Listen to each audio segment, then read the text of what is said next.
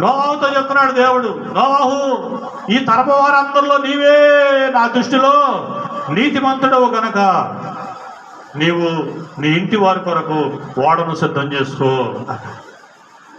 నీవు ఈ లోకంలో ఉన్న వారిలో, ఈ గ్రామంలో ఉన్న వారిలో దేవుని దృష్టిలో నీవే నీతిమంతుడుగా కనిపించావు కనుక, నీతిమంతురాలుగా కనిపించావు కనుక నీవు దేవుని సన్నిధికి రావడానికి కృపానుగ్రహించాడు. దేవునికి స్తోత్రం.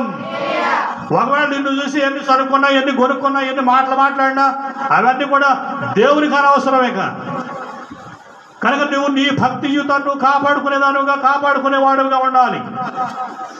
దేవుని సన్నిధికి మనం వచ్చాము అంటే ఆయన మహాకృప మన మీద ఉంది కాబట్టి,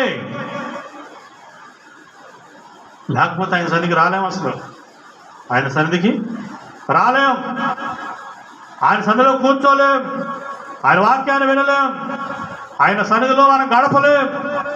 ఆయన సన్నిధిలో గడిపే భాగ్యాన్ని దేవుడు మనకు అనుగ్రహించాడు. ఇది గొప్ప భాగ్యం. ఇది ఇశ్రాయేలు, నీ భాగ్యము ఎంత గొప్పది.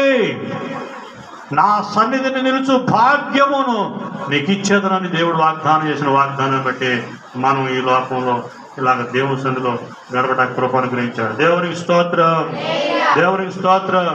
కనుక మనం ఏమాత్రం కూడా అనాలోచనగా ఉండకూడదు.